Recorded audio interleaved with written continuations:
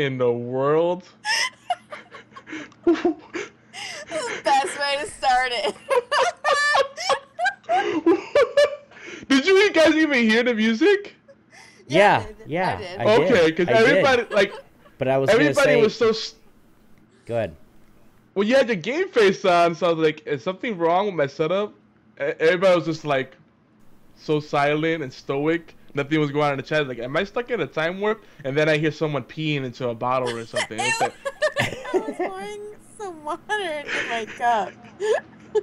when you gotta go, you gotta go. I guess so. What the hell? Whatever. Well, I don't even know how to start it now. Welcome back, guys, geeks and gamers. This is HorsePLAY Live, episode 56, and we're starting off right. We are starting off right. Today is Thursday, January 8th, episode 56, entitled "Choice Chamber and Awesome Games Done Quick." We have a special pre-recorded segment for you guys. We actually got to do an interview with someone, but I'm going to let the man himself, everybody's favorite bear lizard, Yogi Zill, explain it. What's up, big guy? How you doing? Oh, it's too soon. We gotta catch up because we got someone special. Our co-host, we got her back. We found her. What? No, I'm following something. You just tell me how you're doing. I know, but No, seriously. Just say, hey, I'm doing great, Obi. We got some good stuff to talk about. I can't wait to get into some banter before we get into our big 1 hour long. It's supposed to be a 30 minute long developer interview, and we just ended up just hitting it off and talking for a long time. It could have gone longer if I didn't exercise some a little bit of sense. And I actually cut down a little bit of my long-windedness, just a little bit. But what I was gonna say, Obi, is that we started a milk carton campaign, and we found someone that's lost. Now you can introduce who that person is. I gave you the perfect segue. You did. Well, it's been weeks, months, and we've been searching all over the place, everyone, and we found her. We found her huddled up in a corner of some house, and she was just rocking back and forth, going, "Horseplay, horseplay, I want to be horseplay, horseplay." Welcome back, hon. Janelle, number 5. How you doing? Good, how are you? I could. Glad to be back. With my grand entrance of pouring water into a glass. That could not have been timed better. I know, you guys are never going to let me live that down. Because Obi's mouth was just about to open up, too. Like, it's just opening up, and all you hear is just, shh. She's like, I can't even make what sound. What are you doing? I'm like, the guys, people that watch that live really got a good treat. Yeah, it was funny. It was funny because everybody just like went, what's going on? So, welcome, guys. Really, and we're just gonna start talking here because we're all like, we're supposed to be used to that by now. Over a year into podcasting, doing the same show all year. We both got other shows other projects that we're doing. We're always doing this, and all of a sudden that water. It really sounded like you were taking a leak and you just forgot to turn off your mic or something. I was like, wait a minute, Yogi's not doing nothing. Janelle, she's peeing.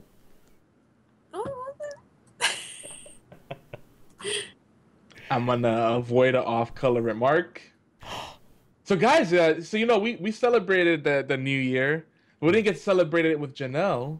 How's 2015 been treating you? Yes.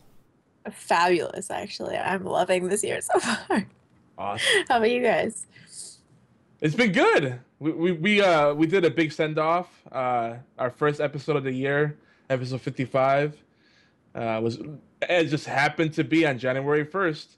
And we just did a big fuck you to 2014. 'Cause 2014, at least for me, was terrible. Big. I had a couple deaths in the family, then some family drama and all kinds of stuff. Like my gaming rig started to break down. I'm on a backup system, and it's like everything that could go wrong went wrong. I'm like, I'm done with you, 2014.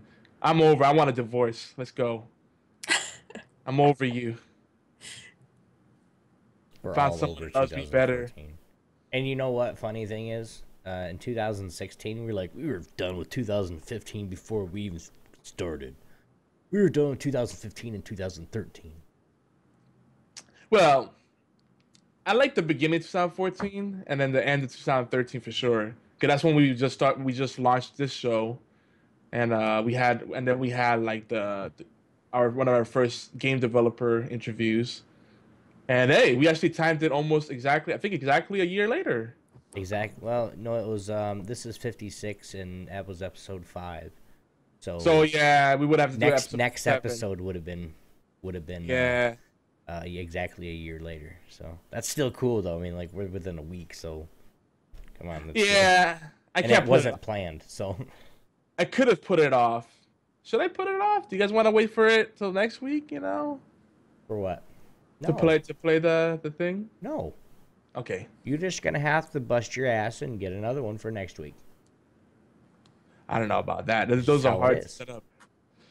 But we will get him back on the network on Geeky Antics to do a live Q&A. There were a lot of questions in the chat. It was hard to like work them in and stay on point. God, we're still talking about underwear in the chat.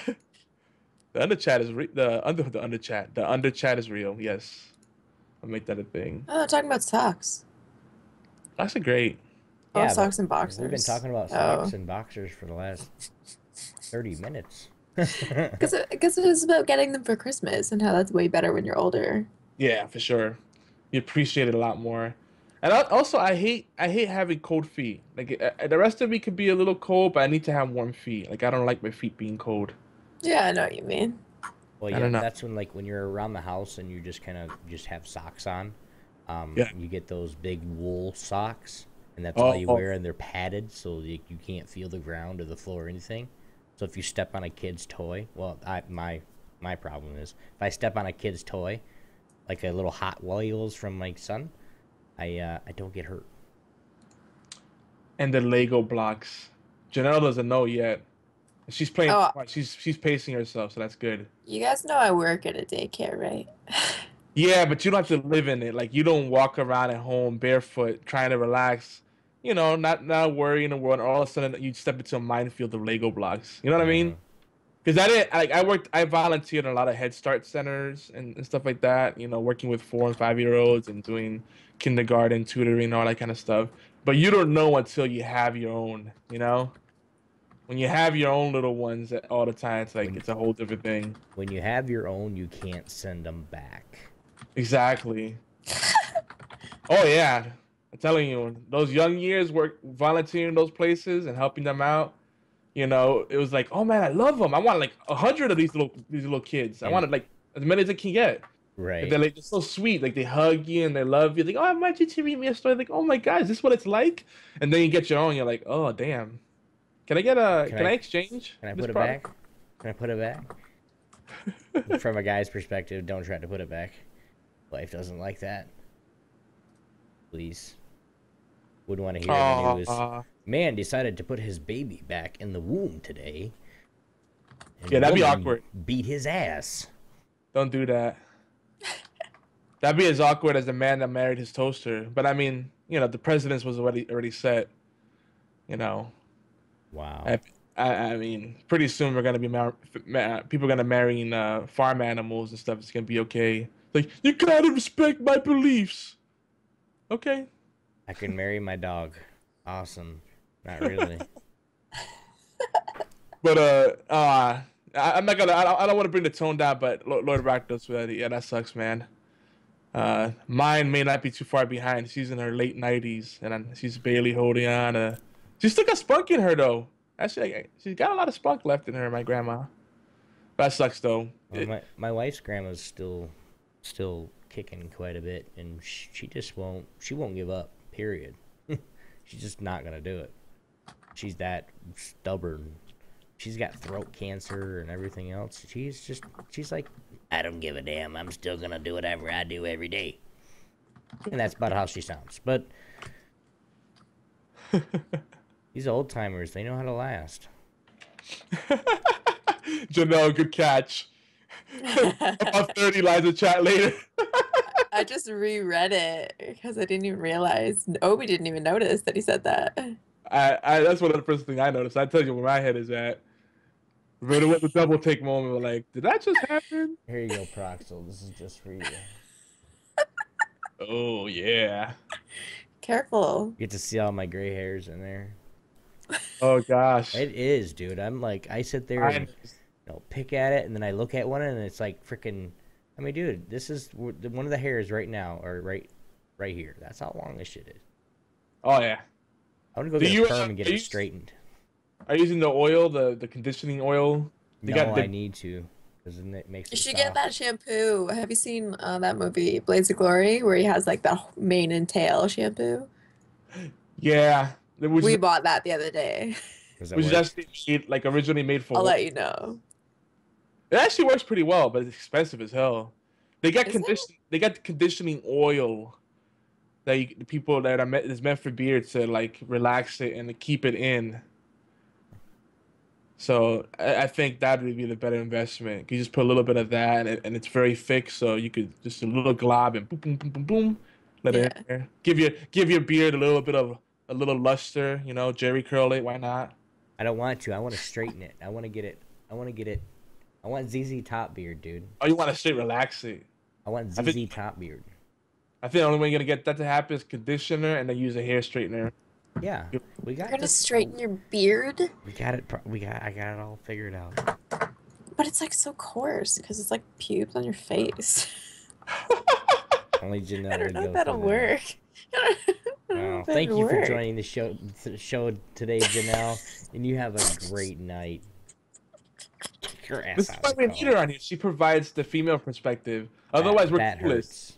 That hurts. You just gave my wife. I'm just saying, I am so glad right now my wife is not watching. I am so happy she's sleeping. If she would have heard you say that, oh my God, everything that I've worked for the past month to try to keep this sumbitch would go away. So, shh. I'm just saying that straightening something as coarse as that type of hair might not work, as I am a girl and have a straightener and know that kind of stuff. Yeah, because then they'll start burning off. I wouldn't do a straight. No, I wouldn't use a straightener on that. That'll just hurt it. There's other ways of straightening your beard if you need it. It's expensive, but. Oh, like going and getting them. What's that thing called? Perms? Whatever. No. Why would you? That's a curl. No, you get like chemically straightened. What is it? A perm just anytime you get a permanent hairstyle? I thought that's what it was like. Yeah. So like it'll hold. Like if you sleep on it, it'll still hold because it's a perm. It's like getting helmet hair. Like it'll never go back unless you use something like heavy duty to bring it back. Exactly. There you go. I probably shouldn't know as much about that as I do. That's sad. And especially coming from a person that's bald as hell anyway. Oh yeah. Mother Nature did not waste time with me. Me neither. That's. As soon as I hit like my early 20s, it was like I'm gonna start getting rid of this extra hair. But you know, I'll give you some more in other parts of your body. I'm like, sure, why not? All right. Stop there. Obi. Stop there. Why do you have to go to chest hair, knuckle hair? You go into the dark places. You can stop right there, sir. Listen. All right. I will blind you with the nipples of fate one day. No, you never see it coming. No. Sit. No. I know Obi's foaming at the mouth to go through the next segment. No, I'm not. I was actually just thinking of something to say, and I just can't. The banter's getting too uncomfortable for you. I get it. What? It's too much. It's got too real. Hashtag real talk. What do you mean real talk? I don't care about hashtag real talk. Hashtag too much feels. Too many feels. I guess. Hashtag Obi speechless. Hashtag too many hashtags. Too many hashtags. Twitter's gonna implode now. Hashtag Obi rage quits. I love when people go on Twitter and they just hashtag stuff like that no one will possibly ever look at and will never trend. Like they Like I hash. hashtag the longest hashtag ever hashtagged in the history of hashtags, and so many people go looking for that hashtag. That's me. They look for it because you're you. There's people that have absolutely no following. Like they don't blog. They're not writers. They're not streamers. They're not YouTubers. They only use social media to share pictures of their sandwiches and like pointless memes and stuff that Ooh, others make. sandwiches. Sandwiches sound kind of good right now. All But right. I'll be back. Gotta get something to eat. oh, Oh, I thought he was actually leaving. I was like, what? but let's move on. Come on, Obi. Tell everybody about our show. Okay, if you're actually sitting in chat right now going, what in the flippin' floppin' whatever you say word right there are these guys doing? They're crazy as hell. This is what it is, guys. But if you are new to the show, welcome to our crazy, insane, awesome party. Super duper, super hype. Woo! Anyway, crazy, exactly. It's crazy, nuts, and it's really fun, guys. So, HorsePLAY Live is We're Geeky Antics Network. We're actually in collaboration with allgames.com. Why am I not even thinking that?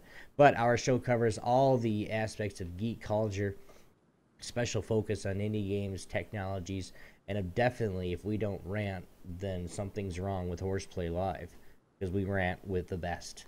And of course, all the social issues geeks face daily, along with a lot of community events, and where am I? I'm actually already to the end. So Community events. Period. Period. You know, we're an interactive, live show, as you could tell. Yeah. Mostly unscripted, so all kinds of stuff happens. We stuff I have to read off. Yes. Obi likes that part because he gets to practice his announcer skills. But Which we are a late technically night fails show too. Because water or somebody pees or something happens. Yeah, the squirrel distracts him. Yeah, I know. She's gonna get tired of us, dude, bringing that up, so we might want to stop. She's gonna be like, "All right, guys, I made a mistake. I don't want to be on this damn show. Bye." Or she's gonna laugh and snort. It's not true. Aww.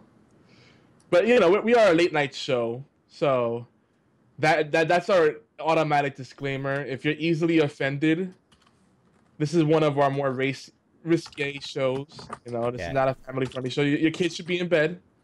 Definitely. But then if they listen on iTunes or Stitcher, this is for not much we can do about that. Yeah, we don't go too crazy. We try to, keep it pretty smart. But once in a while, we get into the toilet humor. We get a little sophomoric, But every now and then. Yeah, this is HorsePLAY Live. What do people expect? There's a lot of horseplay. That's what we do. This is gonna be really awkward, but I'm gonna pour some more water, so don't get mad at me. Okay, everybody, shh. You can't hear it that much. Ha ha ha. Oh, wait. I heard a little droplet. Yeah, right at the end. Yeah, it would have been better if you just put it right next to the mic for that full. I did the first time. That's what happened. That's why, because you muted us. So I was like, "Oh, they won't hear it. It's okay." Why didn't you do it again? We were all waiting for it. Sorry. Indeed, but Obi, what else we got? Well, now you're part of the spiel. Tell people what else we like to do on the show. Oh, I know what we're talking about. Now, when you guys watch the show, anytime, no matter what part of the show, not just the beginning and middle, we do it all. Because why do we shout so many people out? The reasons being is because we love collaborating with as many geeks as possible. Because the more geeks that want to collaborate and want to, write and do podcasts and stream, the more fun we have. Just because we got more opinions and more brain power coming from our geekdom. Okay?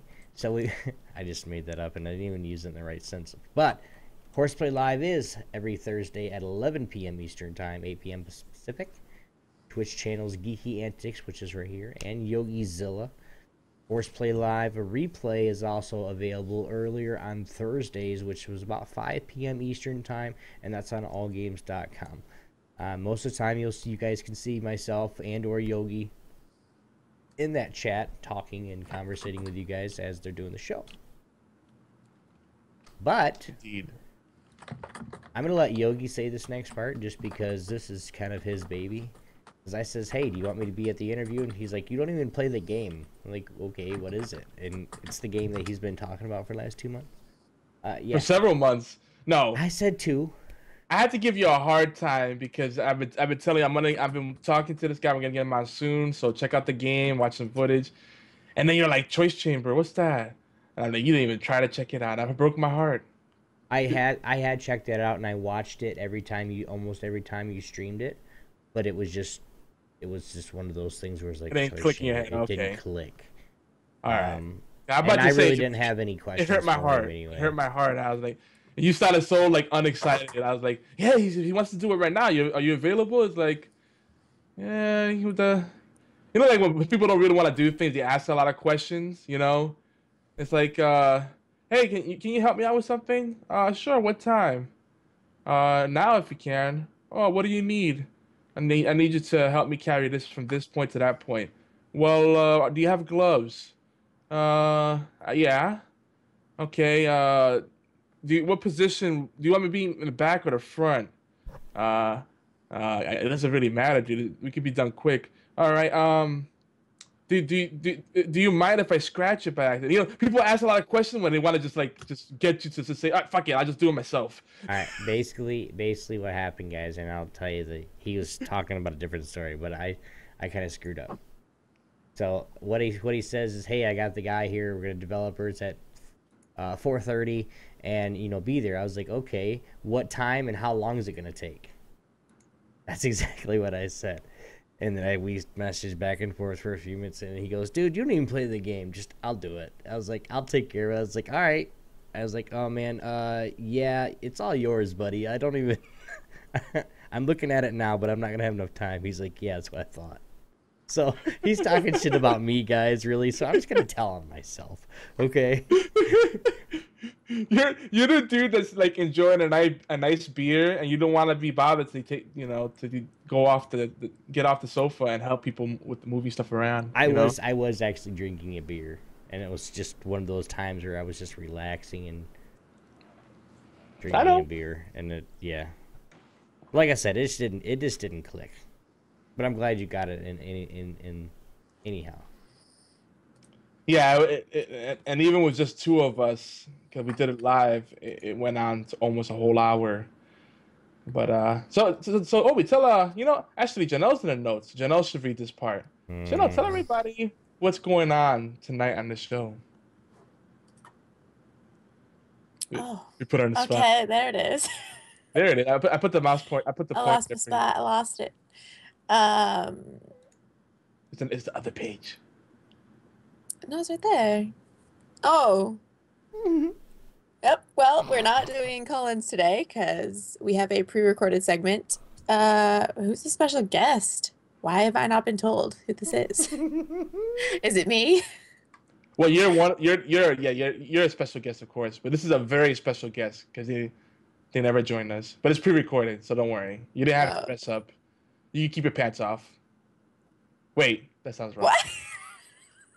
Well, they say when people stream or podcast, a lot of people don't have their pants on. Whoa. So it's like, oh wait, I'm gonna have company over. Whoa. Okay, wait, I gotta put pants on now. Whoa, we're going too far here, Yogi. It was funny. She got the joke. Yeah, she's silent now. She's not talking. She's like, she's still talking about. He knows I have no pants on. What the hell do I do? Unexpected that you would call me out on such a true topic. True topic. Oh wait, you actually do that? I had no clue. That's a common thing. Don't we all? Sorry. It's like you guys only had to see my face. Do I have to have pants on? Really? Yeah, that's like me. Like I'm in my house. I work mostly from home because my knees are shot. I have a bad back, so I can't really be on my feet that long because it's just brutal to me. I'm an old fart, you know. I'm not Amen. the Amen, young brother. start I used to be, you know. Preach it. But out of nowhere, someone will be the kids will be one of my friends coming over, or wife will be like, oh yeah, we're having guests over tonight. Like tonight, like when? Like in 5 minutes. I'm like, oh, now I gotta get dressed. Gotta put on pants. Yep. Basically the hardships of my life every day. The struggle is real, man. Hashtag white wine. What? I don't know. I'm trying to bring that back. That used to be a thing. Lord Rakta said, that was not thought through, Yogi. And she's talking shit about me in chat and can't even bring it up to me in person. What the hell? Me? They screwed up my Twitch link in the overlay. You gotta do this, like, fix my Twitch link. Oh my god. Oh, Obi did? Oh. Instead of bringing it up to Obi, she just called you out. Son. Well, you guys were talking. I know, I'm like, what the heck, man? It sounds like you're really gonna cry though. Stop. Janelle is Janelle No 5 on Twitch. And there we go. On Twitter, she's Janelle _ No 5. And that's Janelle JANEL. Not the ELLE variant, which is also very common. That's my name. But that's not how I spell it on Twitch and everything else in my life. You're trying to confuse people. I really am. Janelle said, I'm going to make it as inconsistent as possible. My Instagram, my Tumblr, my freaking Snapchat, my Twitch, everything's going to be different. This was going to use a period. This was going to use dashes. This was going to use double L. You just wanted to troll us. I know. Just like you're pouring a drink. I know. Oh, Yogi, calm down, man. That's not even fair. I wasn't allowed to have that Twitter, so I had to use the underscore. Someone took it? Yeah. Bastards. I was tempted to message her and be like, can you switch your name? But she would have been like, no. You could have had Janelle number 3, 1 through 4, or number 6 and up. I like the number 5. Yeah, she had to be number 5? Yeah. Really? Come on, dude. Like Chanel number 5? Like Chanel number 5? Like. Get it, Yogi? Okay. I know. Just making sure, dude, because it's a very smart. Hey, sometimes you're kind of, But he had to ruin my joke. See, Opie has to ruin the knock joke and the chicken crossing the road. You had to ruin it. That shit doesn't make sense. Run that sumbitch right over. I don't care why he's crossing the road. Damn. What did the chickens do to you? Food, bro. Food. Because daddy's hungry. Oh my god. And we're going to get right back into it because we're running off in a banter again. As always. Yogi's fault. Every time I come on here. But we're going to go right into the obligatory news. Yes, it's very short tonight, guys.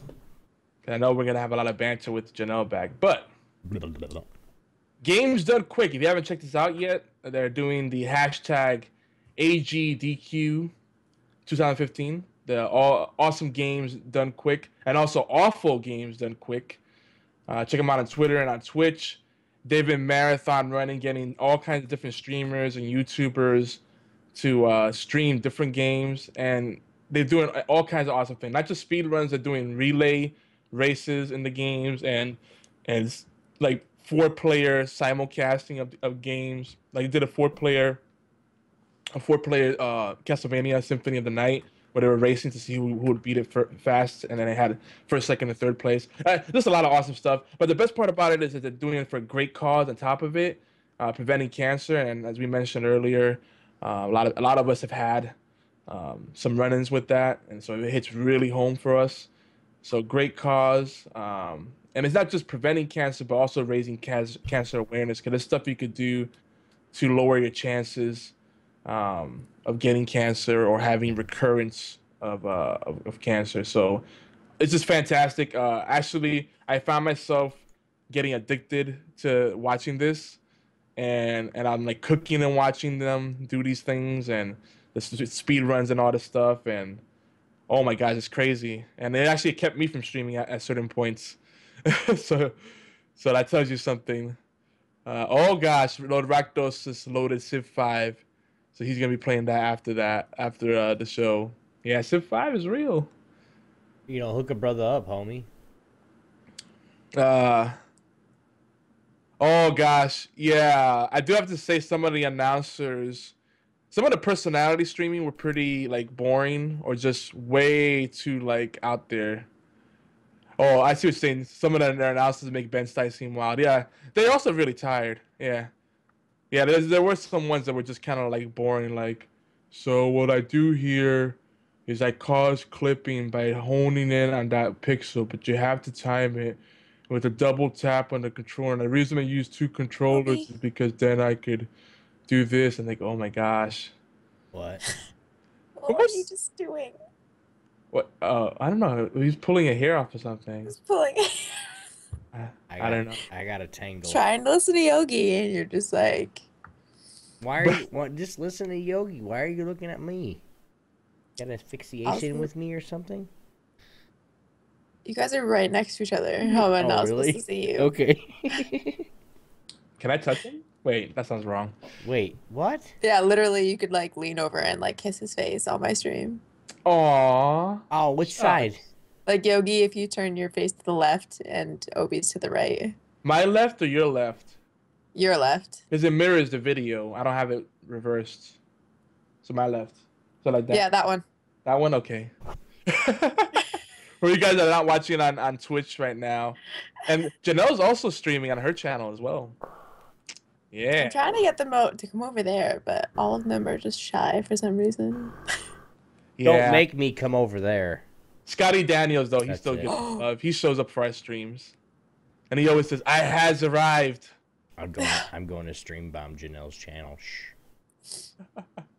But I do want to say, for you know, if you can't support, and this goes not just for this marathon, this charity stream, this any stream that you go to, whether they're doing for a charity or they're just trying to support themselves. If you can't donate, at least tell some friends. That helps it a lot. Tell 5 friends and have them tell 5 friends. You'd be surprised how much that could work if you really make a point. Like tell 5 friends that you know will actually take action and share it and go to the channel or something, and then tell their 5 closest friends or their 5 most engaged friends, and that's how things get viral. But you got to really make a point of it. If you don't really, if you just throw out a tweet, you know, a Facebook post, and you don't tag people in it, it doesn't have the same effect. So support the Games Done Quick. That's the official channel on Twitch. Twitch.tv/Games Done Quick. The other channel, not the real one. Surprisingly, they did not get the other one. The Awesome Games Done Quick is a different person. They just squatted that channel to get more viewers, I guess. But support them. Tell your friends. And they already raised $500,000. That's amazing. $500,000. That's crazy. I didn't know speedrunning had become so big, but it really is a huge thing now. And Twitch helped develop that further. So that's pretty awesome. I mean, they raised like $20K to have the streamers play Yoshi's Island, Super Mario World 2, blindfolded in certain parts. That's how much these people do play those same games over and over again to perfect the speed run. They could play it blindfolded. Insane. I'm too much of a filthy casual to get that good at any one game. But I kind of want to... I think we should do a speedrun challenge, guys. I think me, Obi, and Janelle, maybe we'll get a 4th person. We'll do like a 4-way stream on like old games that are... Or like just a game that's like really hard to beat. You know, I see who beats it first, like marathon run it. Dude, it's not fair, because you know I'll win first. Yeah, you will win first. Not more than likely. Yeah, I'll be last. I know. It'll be epic fail. You'll watch my stream if you want to just see how hard I just rage. Exactly. And then Obi will play about 5 minutes and end up bowling or playing CS:GO, maybe WoW. Screw you guys, I'm going home. Obi, do you play a lot of CS:GO? Yeah, he does. Yes, ma'am. Oh, teach me. No. Teach me how to CS:GO. Teach me how to CS:GO. Just kidding. Just don't dance in the street. ice cream truck might hit you. What? Okay. Wow, You never dude. seen that video? Oh yeah, I have seen it. I have seen it. BFT like Yogi's pretty bad at games. Thanks, bro. That's what people enjoy my stream. But he just My he has fun doing them. EFTs. We can't really. I go for the epic fails, but I do the disclaimer. You don't go to my streams for high level skill plays. No, I do it for the fails and the lulz. And for the lows. The lulz for high skill. There are a few games I'm good at though, like Hearthstone. I'm usually consistently good at that. But everything else I am pretty shy at. So it happens. But anyway, that's all the news, guys. I put one item. I just want to put extra attention to that, and I think we should just jump right straight into it. Our man crushes and geek girls. You ready, Obi? You wanna? Oh shit! You guys better go first. What? I What? have one. I need to think of one. She's like, fuck, I don't have any, man. What the hell? Shit. Damn. Spatzilla in the house. Woo! Guess who, lovies? Everybody's trolling me hard today. Lovely. I've been getting trolled hard. Precious. I don't even get the Kappa. The precious. My precious. But all right, Obi's not gonna do it. Man crushes and geek girls. Oh God. You're welcome. That was terrible. Shut up. You took too long. I didn't know what you wanted me to do. I haven't done one like I haven't done one for this in a long time. No, that's a lie. You did it last week. Oh, but I beat you to the geek girls. I said geek girls. Right as about you to say like you bastard. Mm-hmm. But you took too long. You did. You took too long. So anyway, this is where we share our favorite man crushes and geek girls of the week. And it's not just streamers. We do tend to lean towards Twitch streamers and YouTubers, but it's writers, game designers, podcasters, authors, all kind of geek. The geek culture is a wide spectrum of things, I feel. So you want to start off, Obi? No, Yogi, I'm gonna let you start off. I think your pick is right. No, that's not my pick, dude. Oh. Aww. No? Yeah, no, the thing you just put in there, That's been in there the whole time. I was wondering when someone noticed it. You big dickhead.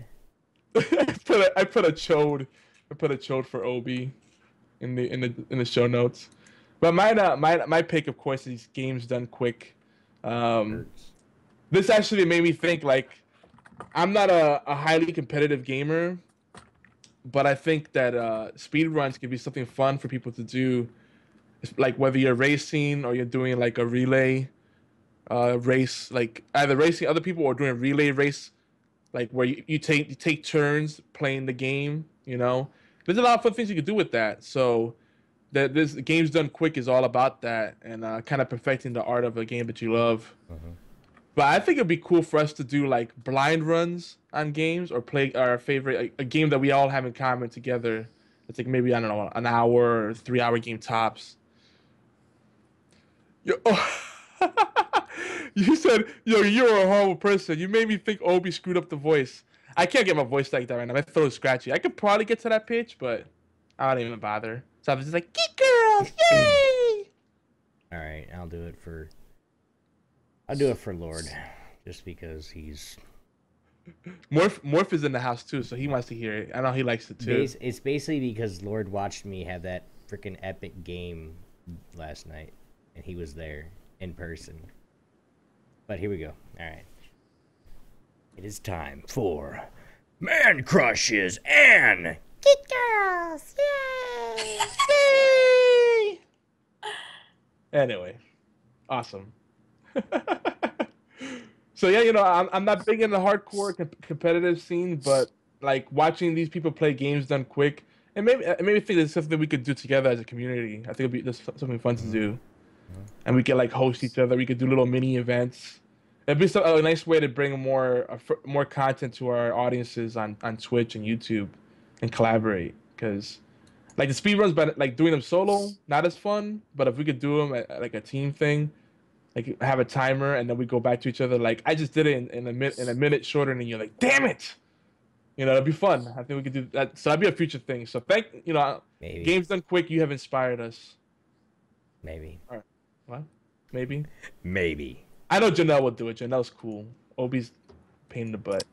Duh. Tell Yeah. me something we all don't know already. Yeah. Exactly. So Janelle, do you have a pick? Mm-hmm.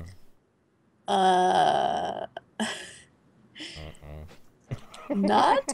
I completely forget Oh wait. to No, you pick did. someone. You did write something in there. Who's that guy? I think I know that streamer. Never mind. You are a Never fail mind. ass noob. That's all I'm gonna say. A man crush? I have no idea. Is it lame if I say Proxel? Proxel's cool. We'll accept that. But you gotta He remember. has a beard. I mean, he's part of your guys' beard crew. Well, And you just make sure then if you're part of the crew that you retweet that hashtag Epic Beer Club that I'm gonna do periodically throughout the week. Do it right now, and I will tell him Nope. that it's there. Nope. I don't think he's following you. Better follow me then. If he wants to be a part of the Epic Beard Club, gotta follow. Because whenever I tweet one out, I can't say this yet. Never mind.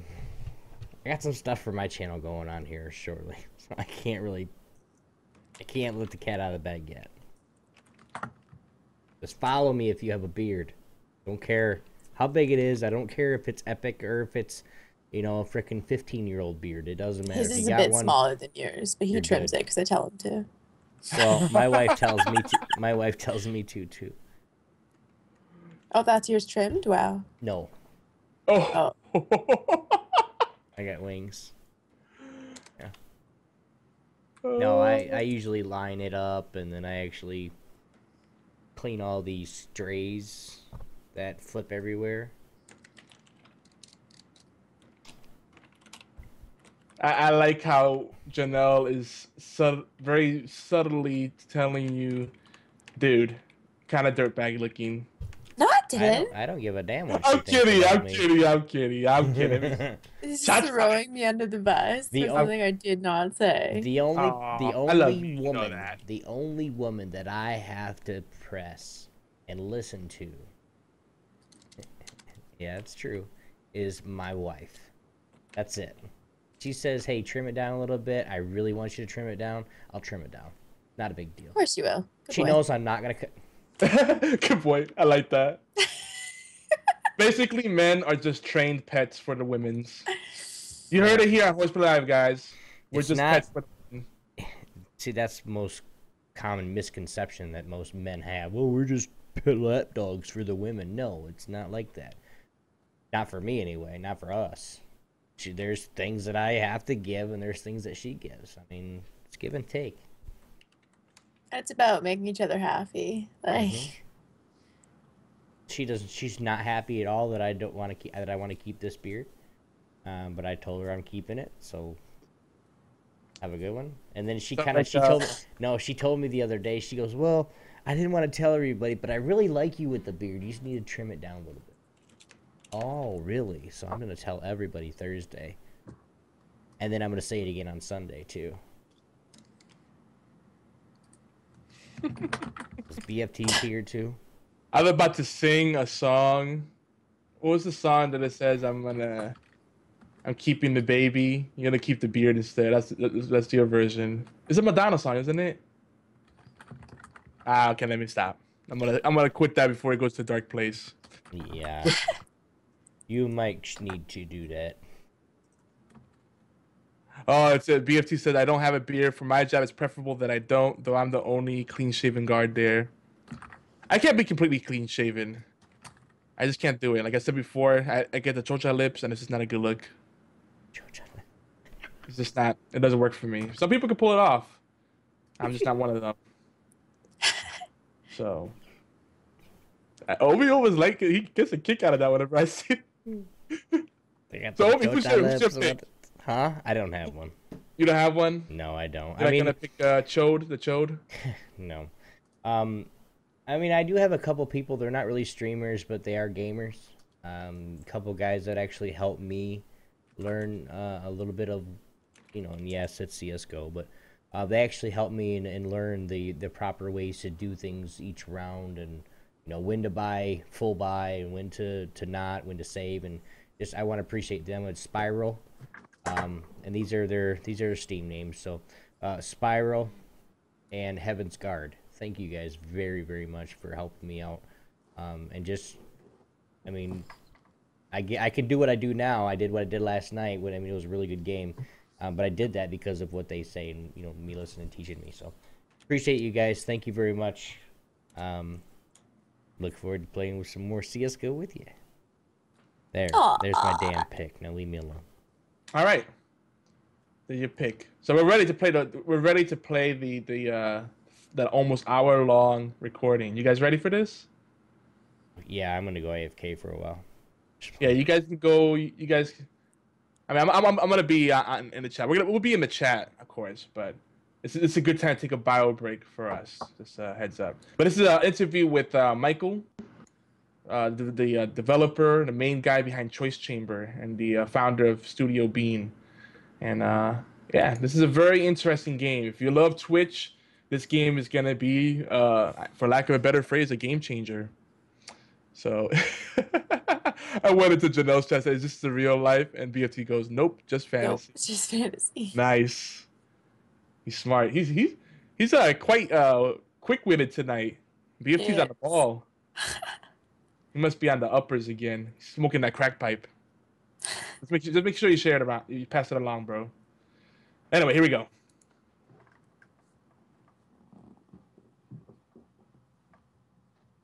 Boom. And we're live. Well, I mean, we've already been live on the Twitch stream, but now we're live with the recording. I'm joined by the one, the only, Michael, the one Mr. Bean. Do you like last names? Do you like first names? Do you like Mike? What's your preference? Do I like last names? Yeah, do you like last names? I mean, I don't think we really need them. Our culture has evolved past, like, long sentences, right? We got 6-second videos, on Vines. People finding ways to make everything into an acronym. So eventually we're not going to have a last name. Bean. How's that? Bean? Okay. We'll do Bean. But the full title is The One Mr. Bean. The one true Mr. Bean. The one true Mr. Bean. The one ring that rules them all. Or something like that. All right. Enough nerdy references. How's it going, man? Going well. We've been in talks for what, like 4 or 5 months. Ever since you got funded, actually. This game has been on my radar. Yeah, 9 months actually. Has it been that long? That's when the Kickstarter was, back in March. Yeah, but I think it took a couple of months before I finally said, you know what, I need to Let's just say 6 months. Yeah. Back and forth, just checking in with each other. But Choice Chamber, it's one of those games that I think if people haven't, every time I talk to people about it and they say they never heard of it, it makes me sad in my heart. Because I think it's the direction of things and where it should be heading, I feel. Would you say that's fair? You might be a little biased, though, right? I hope that everything going forward has this in mind, whether it involves live interactivity from viewers or not. The audience is now part of the experience, just because you're able to show yourself playing games now. Yep. In whatever fashion that may be. So, imagine if you're at the Super Bowl or World Cup or something, and everyone in the audience had a way to kind of influence the game somehow. I mean, they had that in Who Wants to Be a Millionaire, right? The whole audience could give their input on some of the questions, and that was pretty cool. Yeah, that is awesome, and it's kind of funny too because we went through like a period where like game shows were really big, and they kind of fell off. They're not as big as they used to be. Like every network had a game show, now not so much. But we're kind of going back to that level of interactivity, so that's pretty awesome. Is that kind of something? You know what? Before we get into Choice Chamber, because we could talk a lot about this, and we will. And there's already some questions about the tech side of Choice Chamber, some of the inspirations behind it. So we're gonna get to that. But first, Michael, or I'm sorry, Bean. I'm sorry, Bean. Tell us about the man, the myth, the legend. Whoa, we got a follower there. Thank you. A little bit about myself. Yes. Born and raised in the Atlantic City area, New Jersey. All right. I've been playing video games pretty much all of my conscious life. I got two older brothers. They got me into NES, Game Boy, Atari 2600, and that's when it started. So yeah, I mean, I've been making games since before high school, just programming little things in Flash, and clearly I haven't moved on from Flash in the last 14 years, because Choice Chambers also made in Flash. But I guess I got about, I don't know, 30 to 50 games that I've made. I mean, most of them are small little whatevers, but I've done a bunch of 48-hour competition entries. I've done 3 commercial games now. Choice Chambers is the 3rd commercial game as an indie. Like, I'm a full-time independent game developer now. I did work a couple years at Namco, the American division, working on the iPhone team as an artist. So that was pretty cool. Got my art degree from art school after high school. So I am a computer animator as far as my diploma says, but you got to be a jack of all trades to be able to make games. Yep, ain't that the truth? That's basically it. Well, we already had some questions about the tech side of it, and one thing, it seems we have similar paths because I've done the game development stuff, but I kind of veered away from that and went more to the storyboarding and creative writing, ghostwriting type stuff. So every time I talk to indie developers, I'm like, man, I need to get back into that space because I missed that whole process. But would you say, because I know lots of folks are always curious about it, is it less about the tech now and more about the project management, managing people, setting milestones and stuff like that? Because it used to be like you had to, like, learning code was hard, but now you're not in the code as much as you used to be, right? I would say it's the easiest it's ever been, but I still find it incredibly difficult for someone at an entry level to kind of get into it. And like, just your first day coding, it's a very slow thing, and you're just learning how to form just thoughts together. And it's a very long and slow process that you're never even done. You can't just say, oh, I've learned how to program everything that I'll need to know. Oh, like, yeah. The highest level programmer still tackles problems on a daily basis, which is, that's a big hurdle to get past. If you want to just do pretty much any other creative thing, right? You want to paint a picture, write a book, write a song, you don't even have to go on YouTube and figure out how to do it. You just start plucking an instrument or drawing on a piece of paper or writing some words, right? Yep. But if you want to make a game, you just kind of stare at your computer like, how do you make a game? What's even involved in making a game? So that's really dumb. That's the biggest thing. That's still the biggest thing. Programming takes far too long for very little output. I mean, 95% or more of my time is spent programming, when I'd much rather it be 25% if I could have an ideal world. Because I also want to do, a lot of art-based stuff, animation, get that visual style locked down, and also work on design, which is just as important as everything else. And all those things need to be put on the back burner, just because programming, if it's not programmed, you can't check the art, you can't check the design, Right, so right. It's the one thing that's holding everything else up. It's the glue that brings everything together. It is daunting because you're doing all this back-end stuff that doesn't really produce output, but it's doing important things, checking statuses and doing loops and everything to check for input, whatever, right? But then you don't get any real feedback until you start really getting deep into it. So for people that are trying to learn code, it's like they finally get into arrays. Oh, thank you for the follow, Halo G15. I forget I had the alerts on, and it's a little confusing. But yeah, you're like, oh, I made a pointer, cool. I figured out bubble sorting, awesome. But you don't get that satisfaction until you finally spend lots of time getting the code. But I feel like it's a lot more visual and less about the language and syntax than it used to be. It's a little easier for people to get into it because of all the tools that are out there. I find that people are not as in the source code as much as before. But you're right. You got to be a jack of all trades. Cause I'm sure you're probably a little bit of a physics buff, and you got the geometry down, and you see do the art. Then you're doing the actual code, You got to figure out the collision detection. That's a lot of stuff for one person. Yeah, one would say too much stuff for one person. That's the indie approach, man. That's the fun of it. But you have team members though. You have 3 other team members now, right? Yes. I still think I'm doing, 95% of the work though. Despite them being team members. I mean, she's helping me with design, but that's just, here and there. Kent does the character sketches, and that's only been a couple times ever. He just does them in batches. So we did a big batch for the Kickstarter, and he did a big batch recently with the Kickstarter backers' designs. I mean, he's a full-time director at Telltale Games, working on Walking Dead and Game of Thrones and all those things they're working on over there. So it's pretty cool that he's a friend of mine from art school, but it's really cool of him to take time out to do these sketches, and he finds them really fun too, just because they're so different from what he usually does. And then we also have a musician, Yukio, aka Kozilek, who I'm super excited to have on the team just because I love his music so much. His music's in Nuclear Throne, Luftrausers, a bunch of other games as well. All really cool games, yeah. So quick.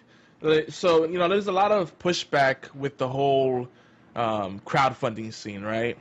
It's a kind of a point of contention and controversy with people, because people feel that sometimes that they're funding these projects and they're wondering how the time is spent.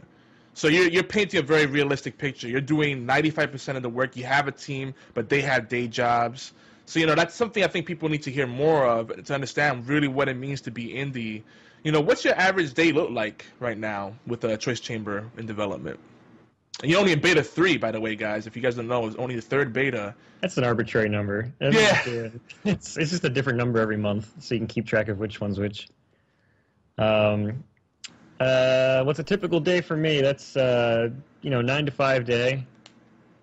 Got an hour break for lunch, 12 to 1. Sometimes I do interviews with people like you. That's not too often.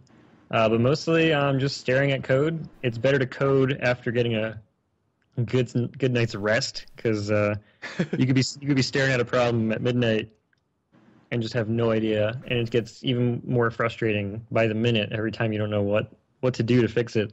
And then you go to bed angry and you wake up angry, and it flows in the next day. So I try not to code at all after 6:00 p.m. just because even if I'm still with it, you hit that one snag and it just ruins everything. And then you just wake up the next morning and then you just do it in 5 minutes. You're like, oh, that's what the problem was, and you do that. So the coding is, for the morning, and usually that stuff also goes into the afternoon just because it's so much time taken. But I also like to do art at night, which is really fun just because you can, get a Twitch channel up or get some podcast, whatever, music album. And that's the only thing I can do at the same time as something else. If I have someone talking in my ear in a podcast or a movie playing, I can't program. I mean, I'm sure a lot of people have trouble with that, because you got to think, you have to hear the words and the code and everything in your head. If you have someone else talking to you, it's a little bit more difficult. But I can do it while drawing. Drawing is fine. I can have anything else going on in the background. So that's when I like to entertain myself as I draw stuff, which isn't as often, again, as I'd like. But that's a typical day. I mean, there's also answering emails, taking care of the business side of things. I could always be doing marketing a lot more often than I am. So the marketing didn't even come up in my story of what happens in a common day. That is a very common thing. Lazy Genie, thanks for joining the party. So, that's a very common thing, because one of the things I do to pay the bills, because like you, I have my own pet projects, but to pay the bills, I got to do other stuff, right? And the creative stuff, unfortunately, takes a long time to gain traction, even though that's what you love. It's like I could tell from talking to you, a few emails we sent back, and just talking to you now. You love programming, you love doing the artwork, but you don't get enough time to focus on the creative parts. You're doing more of the grinding kind of stuff, right? And that's tough. Sure, it's all technical. Yeah. Day-to-day technical stuff. But it's always good to take those break days.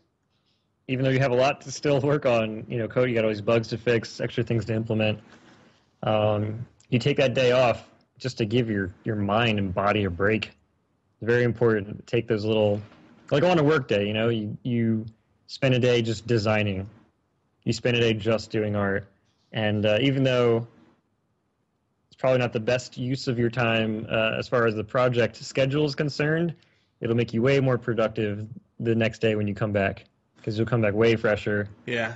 You don't get burnt out as much. So very important to switch things up like that.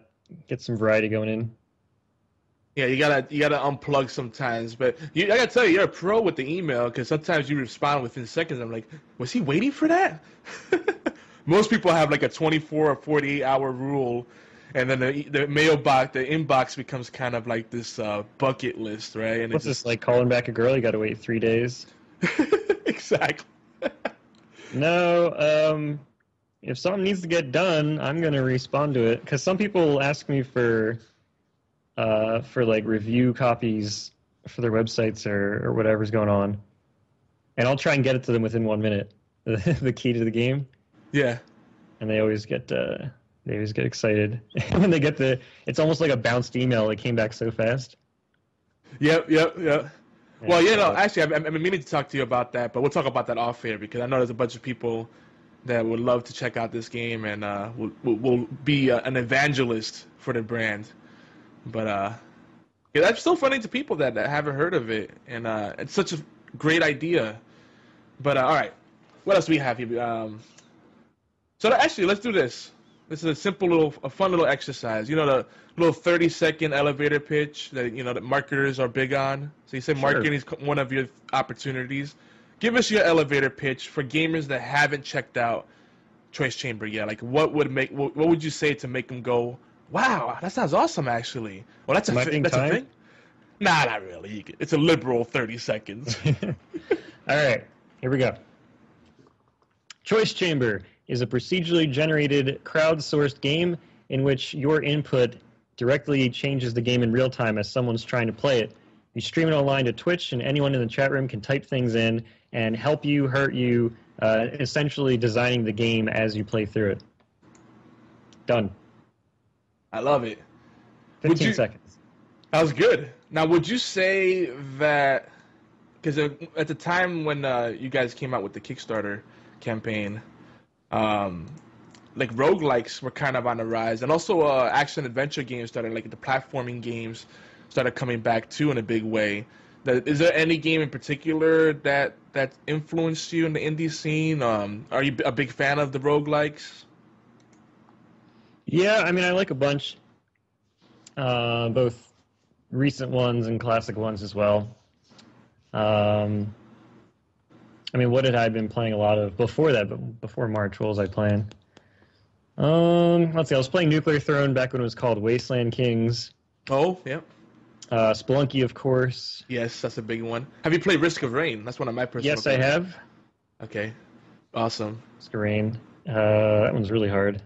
It is really hard, and I always warn people when I recommend that I love it. It's a great game. It challenges you really well, and it has multiplayer, 4-player co-op and all that. But the graphical style, the art style, might take some getting used to. It's different. I'm not against it at all. I like how tiny you are. You get to see a lot of the world around you. Yeah, it makes the scope feel so massive, right? Rogue Legacy I also played. Fantastic game, yeah. That one's like the hardest of the ones I've mentioned. You die within seconds if you're not paying attention. Yep. That game's also really big for people that like to do rinse and repeat and grind runs, because you die so much. It's just grinding gold, saving up for the stuff you really need, and then getting the upgrades. At least the upgrades are persistent, right? Right, and you can sometimes pay money to keep the same dungeon layout. Yep. Yeah, so those are the major recent ones, but of course there's been little things here and there throughout. Trying to think of the ones I was playing before Choice Chamber, because I've been playing a bunch after. Like Crypt of the Necrodancer is really awesome. Oh yeah. I have 50 hours in that one. That's one that if you saw that as a pitch on paper, you'd say, I don't think that could work. Rhythm game with roguelike mechanics, okay. But then you play, it's like, wow, this is actually really fun. That sold me immediately. Just hearing rhythm roguelike, I was like, finally, someone did it. Yeah. I guess you're on one side or the other. It's a game already designed for time. Well, I don't know how to put it. But it's almost like DDR, but just not in a straight line. Like you see all the things coming, and you just got to do the right input. Yeah, yep. So setting it to music was kind of a logical step. That's a great game there. But let's go back to Choice Chamber. So I'm gonna give some quick highlights for people that missed the Kickstarter campaign. So you guys got fully funded April 20th, 2014, right? 2014. Yep, that's. I'm like, what year is it? 2015. I know. I had to think about that too. I'm like, wait, 2014. A day after my birthday, by the way. So this game that gives this game an extra special birthday. Yeah, there you go. We're ahead for this one now, right? Mm-hmm. So yeah, I can't forget this date now because it's the day after my birthday. So it's a big day in gaming and a big day for me too. Oh, and of course 420. Was that deliberate? No, I was going on a trip to Asia, and I had the Kickstarter end the day before I flew out. Okay, that's just funny. That works out very well. Like that's for marketing purposes. That's very well planned. But you guys had about 4 different stretch goals, and you reached your third one, right? The 35K mark. Yes. So you unlocked the mod and customization support, which I think is brilliant because the mod community. That's the reason Minecraft is so huge. Notch hasn't really done much with that game. It's all the mod community that's made that Minecraft so massive. Sure. Because vanilla Minecraft is cool, but it's when you get the mod that's amazing. So that's an awesome thing. When I saw the mod and customization support, I said, man, the potential for this game just got amplified tenfold. And then co-op mode. That's Co-op mode? That's already in. Really? I haven't. If you have beta 3, right? Yes, I haven't. Yeah, just press F2 when you're in the game. You get co-op turned on. Now is that local co-op? Yeah, it's local. Okay, we're gonna talk later. We'll put it in the back pocket about some other things we could do with co-op. That I'm gonna see if you have already. I'm pretty sure you have them already on the radar. But that's really awesome. So what else? What were some of the perks that you guys gave out for the Kickstarters? Like the different tier rewards? Yes. Yeah, you can pre-order the game and get the beta separately from the prototype. Those are 2 different things. There's also like the soundtrack. There's the art book, PDF, a bunch of sketches and things like that. And that was kind of just the lower level. The higher level stuff is where you get to help design portions of the game.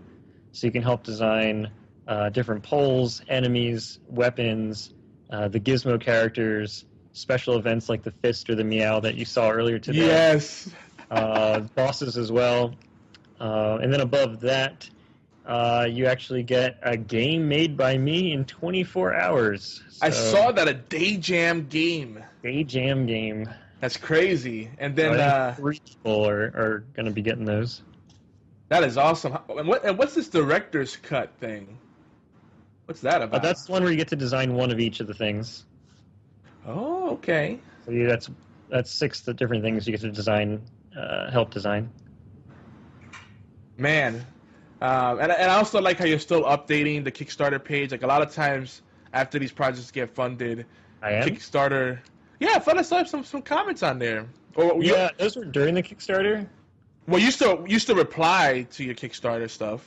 Oh, sure, yeah, the messages. I thought you meant the main page, because they lock it. You can't touch it. Yeah, but no, I think you still do updates to it, because I know some other ones. You can't change the main actual stuff. Kickstarter landing page. You can, of course, make updates for life.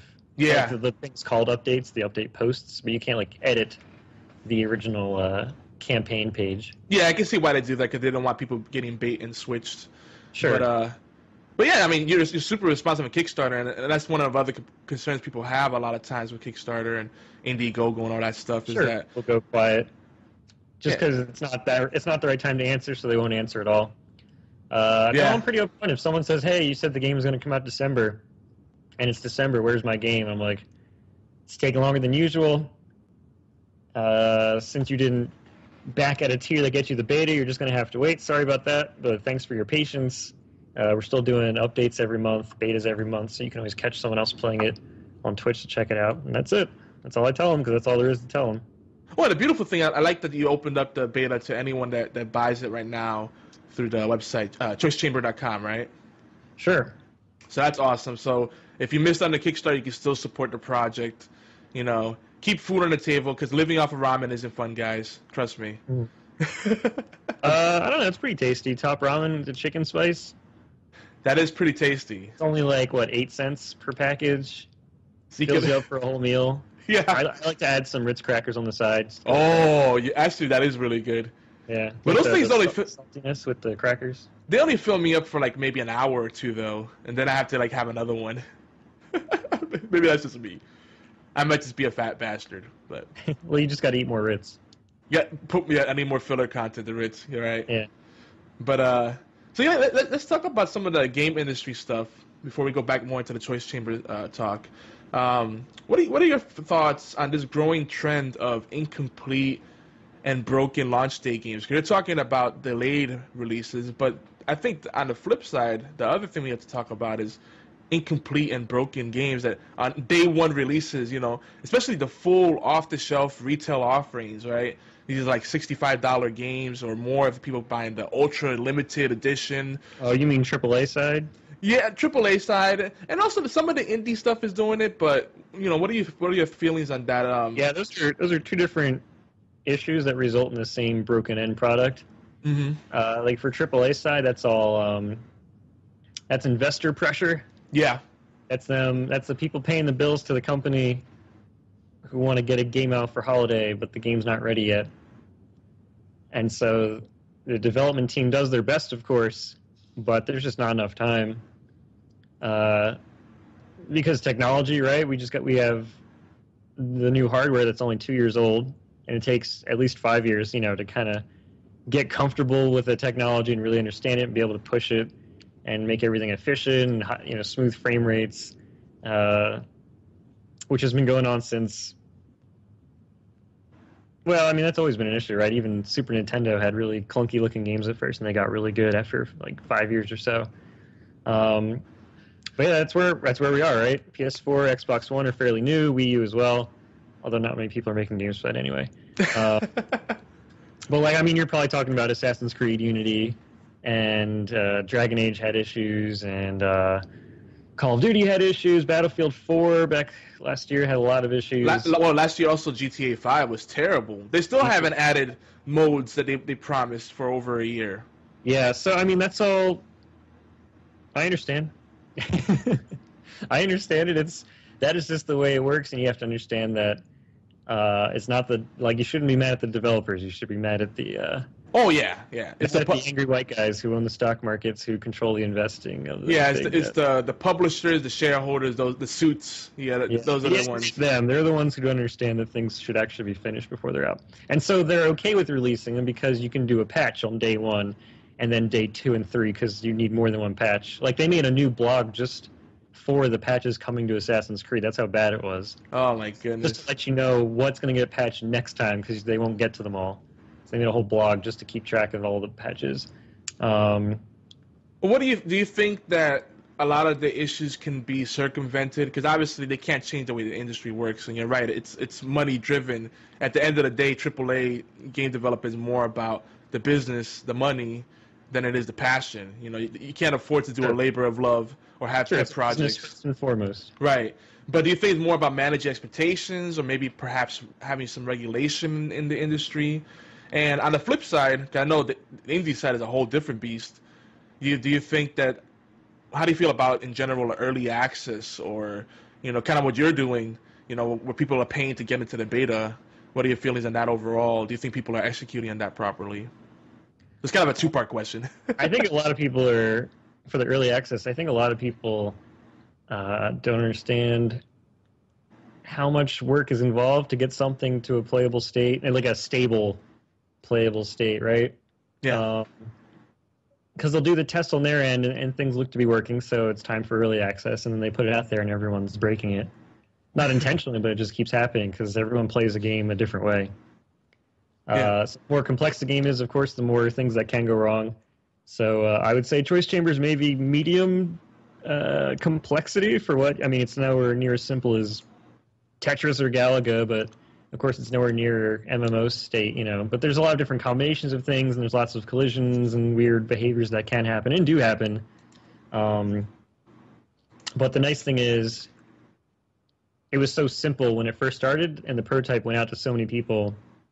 I saw how people played. I saw what it is that they were breaking, and I just fixed it immediately. Because I feel that's the worst feeling when you put a new version out there and someone goes out and plays it, especially like a big like personality on Twitch or YouTube, and then things are breaking, and I'm just like curling into a little ball in my chair because I'm just like, oh my god, just like thousands of people seeing this thing break, and that leaves a bad impression on their side, and it makes you like try harder the next time. Like you don't want to let that happen again. Like there was one Twitch guy who was playing Choice Chamber. It wasn't even broken, but he was playing against the boss, and he found a way to exploit the boss so he wouldn't get hit at all, or even have to like try. Like he found a place where he was just really safe and he could just attack without worrying.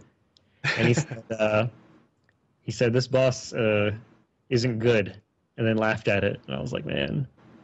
The fact that he was like saying that this boss was no challenge implied that I didn't put any work into it, that it was kind of phoned in, as they like to say. Right. Just there and, without much thought. So I was like, oh man, he doesn't know it's a placeholder boss. And like, there's no way to tell him like live while he's playing.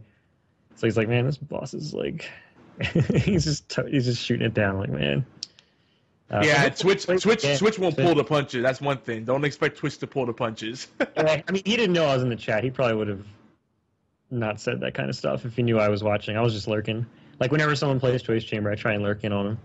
I usually don't say hi because I'm like doing other stuff, but I'll just like put it on in the background and just watch them play. Yeah. That's all about the indie scene. Don't like every time I stream an indie game with a strong community behind it, sometimes the developers will come in there and be like, and support the stream, promote it, give you in-game currency, give you some tips, and that's really awesome to see that they make the rounds like that.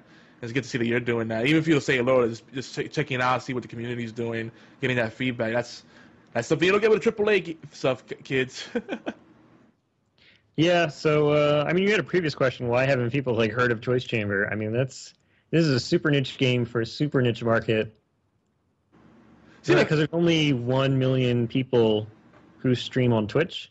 Right. I say only 1 million because that means that I no longer have an audience of several hundreds of millions or even a billion people who have like a PC who would play this thing. Now it's just people. I mean, you can play it offline, right? But like, who's going to care if the main draw is that you played on Twitch? So if you're not a Twitch streamer, you have no interest, even if you heard of it. Like, you won't even look any further. Or even if you have a Twitch stream and you do play games, maybe it's not the type of game you would play, or maybe you don't want to. You're not the type of person who interacts with their chat, and you don't want to like start all that business. Yeah. The million people who do stream, it's a small subset of that who would even want to play the game, let alone, have heard of it. So that's why. Also, the game's not technically out yet, right? It's still, I mean, it's out in beta, but it's not out. It's not finished. It's not released officially. So that, that's kind of the big question mark, right? Because I'm still wondering, has everyone who will ever care about the game already pre-ordered it through the Kickstarter or my website? Like, I think you guys is the question. Or I don't think you've even begun to scratch the surface, dude. Well, we'll see. We'll see. Well, this is what I said. I'll toot. You seem like you strike me like a very humble dude, and I appreciate that. But I'm gonna toot your horn for you. That this game is something groundbreaking. It's something that's gonna lead the industry. It's something that needs to happen because right now on Twitch, like you hinted, there are folks that don't interact with the chat, but more and more followers are coming. The viewers are going to chats where there's an experience where you can interact with the streamer and have a real actual chat experience, community feeling that isn't just people saying all kinds of really foul things like "show me your breasts" or "you suck." It's actually inviting. And then there's the trolling aspect where it's actually the game accommodates the trolling in a nice controlled environment. Like, I'm gonna give you the pogo jump just because. Ha ha ha ha! I trolled you, but it's fun, and everybody has a good time. No one gets hurt in the process. So I think this is gonna lead the way in a lot of good trends that are already starting to happen and that need to happen on Twitch, because there's gonna be more and more people streaming, especially as the next gen consoles get adopted. With the built-in streaming. Oh, sure. I think this is huge. It's huge. And I love that you're downplaying so much. Because when I saw it, I like, this is fantastic. Why isn't this more of a thing? Because I had similar idea. Like, there needs to be better games that make interacting with Twitch part of its core experience. Why isn't that a thing?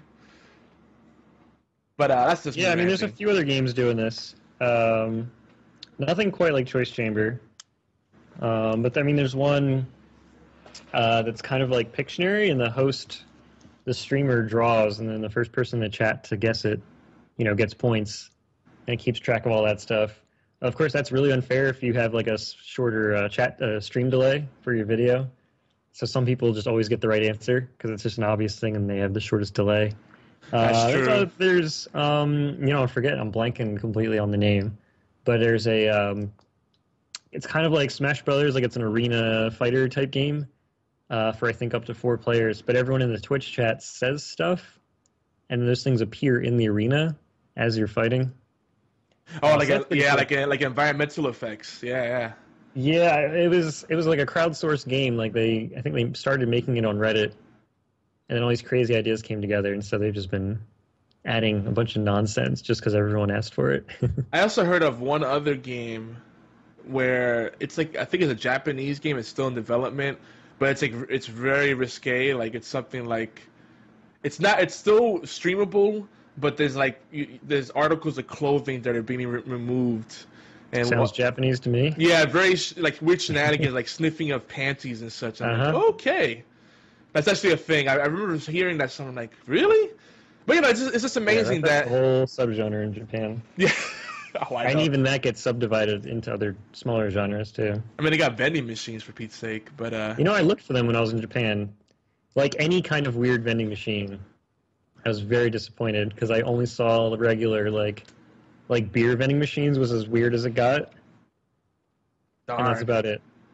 You didn't get to the good stuff. You didn't go to like. Well, I was in the maybe I was just in the 2 touristy areas, but I was in like the weird, wacky, like anime, manga, video game, movie, like districts, like where everything's just kind of kooky and cartoony, and like the vending machines are pretty down to earth.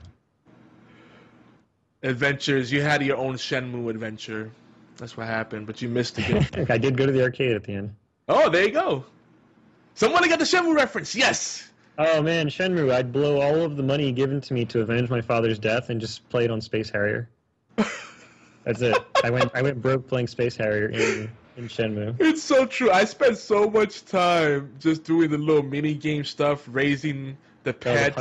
The punching, like you hit the little pads as they come out. Yeah, like all the little side stuff, playing on the pool table, like all the little side stuff. I spent more against the Chinese sailors. Yeah, I did more of that stuff than actual story mode because it was fun to me. It was like, oh man. But anyway, I think we can both derail this very easily. People are here for Choice Chamber. So Beta 3 highlights. A lot of new stuff came out. This is I know you said it's an arbitrary numbering system, but this is a huge update. You got 4 new enemies, right? The donut, shovel, ferret, and statue. Finally. Which I haven't seen yet. I haven't seen them yet. You gotta get past the boss first. Darn it. Mm-hmm. The new music from Kozilek, as you mentioned earlier. Yep. And you separate it into phases, which I think is a brilliant move too, because the one thing is the game can feel a little long in the teeth because it doesn't have that sharding. It feels like just an endless run. So that could also be very discouraging for the streamers. So I think creating the phases is pretty neat. And it's 25 rooms each. All along. I just never got around to it. Okay. Constantly. You know how long that programming takes. But yeah, it's going to be locked down to 100 rooms, and every 25 rooms takes you to a boss. And then once you get to the next phase, then you fight, a whole new set of enemies, new room type.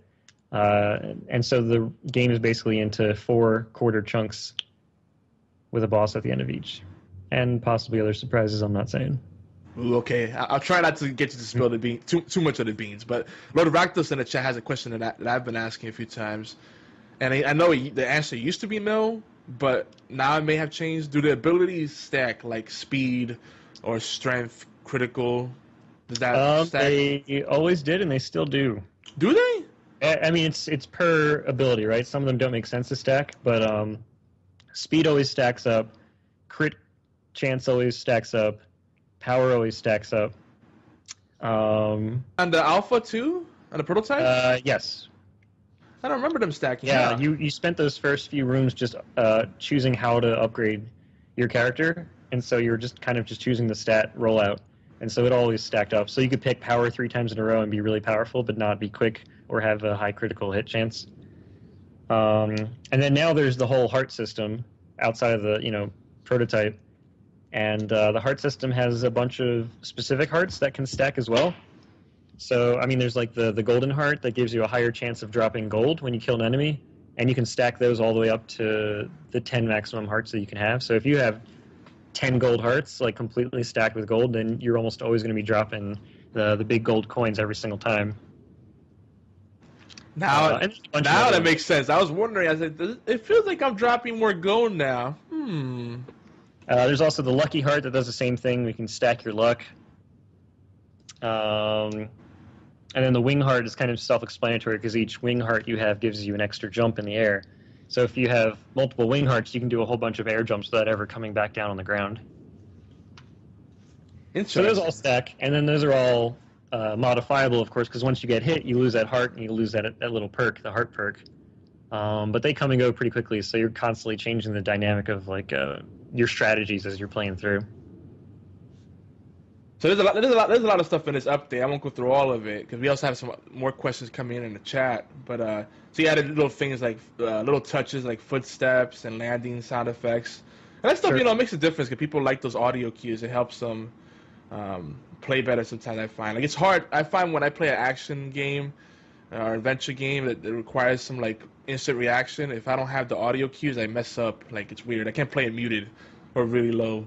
Add the ambient noise. That's really cool little thing too. And I like the way the music layers, the audio channels have been handled. So a lot of great stuff in this update. I can't wait to see the next beta release. That's coming out at the end of the month, January. Yes, coming out end of January. I was actually working on a new boss right before the interview. I'm trying to get as many bosses in this month as possible, but because the enemies are ready, but you need bosses to kind of get through each phase. So I'm gonna see what I'm just doing them in order, so that the first one can be the most polished that you'll play in room 25. But that should be pretty exciting for people who've been playing it too much and they're kind of tired of that same level 25 boss, because he keeps reappearing at level 50, level 75, and he's really easy, as I've already discussed. So this new one, I mean, it's not going to be impossible, right? He's only the first boss, but you can't just stand in one corner. Hopefully, I'll make sure you're not able to just stand in a corner.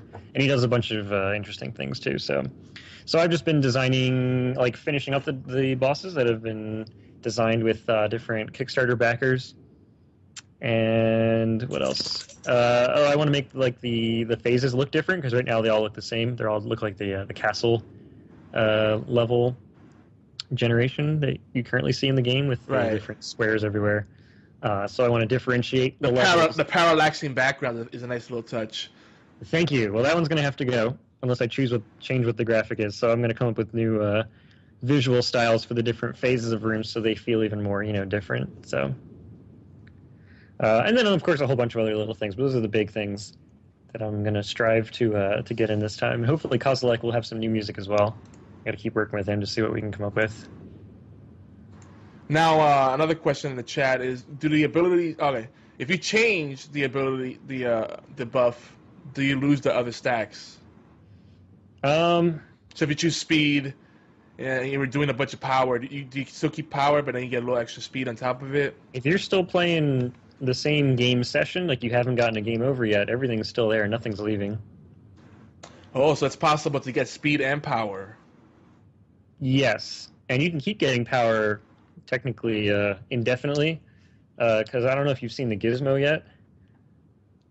Yes. The little thing that so when floats you around. get the gizmo, it asks you if you want to get rid of it in exchange for something. And if you exchange it for power, then it gives you an extra power perk, and you can just keep doing that infinitely. So you can gain a lot of power that way. The gizmo I love because it reminds me of the option in like Life Force or Gradius, or or in Strider, you get the little bots that fly around you too. Yep. Yeah, so we're doing a whole bunch of different gizmos as well. That one's just the sniper that just kind of shoots as things get near. But there's going to be different ones that are more defensive and ones that kind of help you out for maneuvering and things like that. So it should be pretty fun. And are you trying to keep the game as randomized and dynamic as possible? Because you mentioned the bosses are going to be pretty static. Are you thinking about making it more randomized elements so keep the game fresh? The generation of the rooms is always going to be random, and of course the chat helps decide what random stuff gets thrown in, like flaming rooms, big, small, spike floors, whatever. But every phase is going to have the same types of enemies available, and every boss fight is going to be the same in order. So those things will be set in stone, and you can kind of use those as landmarks to see how far you've gotten in the game, whereas all the stuff in between the bosses is kind of different in how it's laid out, because, the chat can choose what types of enemies appear more often than others. Right. Another thing that would be cool, too, is to have some stuff that could be done, maybe in moderation. I know it could present some other issues, but have some stuff that could be done by either selected game masters or dungeon masters, so to speak, people appointed in the chat room, mods perhaps, and then have them do like environmental effects or quick ads of stuff to keep you on your toes at any time in the game. You know what I mean? Without a poll. Yeah, we have there's backer powers from the Kickstarter, so there's a bunch of people who are going to have those special abilities, but something similar will also be in the game for anyone. It's kind of like a spotlight because right now the chat is kind of just one voice. It's kind of smudged together from everyone in the chat room, no matter how many people there are. Right. So we want to individualize people in the chat room to kind of give them their moment to shine, whether for better or for worse. So yeah, those are going to be definitely in the game. Well, I like that you had the little feature where the mods could send a message to the game. That's pretty neat. So sometimes it's just too noisy in the chat room, and you want to just like say something real quick, make sure it's seen. So no, that's really smart. So it just shows how much potential. I think you said there's a lot of criticism, but I think people really come to approach this and say, hey, it's a work in progress. A lot of this stuff is placeholder stuff. You can see the potential there. There's a lot of good stuff there, and it's only going to get better. So I'm super excited. It's come such a long way from the prototype, and I played the crap out of the prototype. A lot of the beta 2, I didn't play as much of beta 1 because I got really busy. But beta 3, I started playing today finally, and I can't wait to do more of it. I'm really liking what I'm seeing there. And it seems like the enemies got harder too. Are they adapting? Is it an adaptive kind of AI with the just regular creatures? I made some tweaks to them. Right now, you're not able to attack cancel them. You used to be able to attack them when they're in their attack animation, and then they would like get their knockback effect, and so you'd interrupt them and stop them. And now if they ever start their attack animation, they can't be interrupted anymore. So that's probably what you're seeing, and so they're attacking a lot more often now. I did that mostly because of the Huskies, the big purple guys, because they basically never get a chance to attack. Like if you have the bow, you just keep shooting, and they'll just never attack. And then there's enemies later on in the game that I put that in, and then I realized like every enemy would benefit from that, removing the attack canceling. So that's probably what you're seeing, and I really got to stop making the game harder rather than easier, because like I'm probably one of the best players just from playing it for a straight year, and I can't even get that far in the game. So, which I'm a fan of. Like I'm okay with that. Like my last game, Sound Dodger, I'm pretty good at the game, but I'm nowhere near the best. And there are people who make levels with the editor that I will never be able to get a perfect score on, and I'm okay with that. I think that's the most flattering thing, when you can make a game that you enjoy playing and it challenges you, right? Because you know what the game has, what the parameters are, right? Yeah, like I understand what's going on under the hood, so I can kind of anticipate what's going to happen. But yeah, it's still I can't anticipate what the chat's going to do. It's the one unknown variable, the chat room.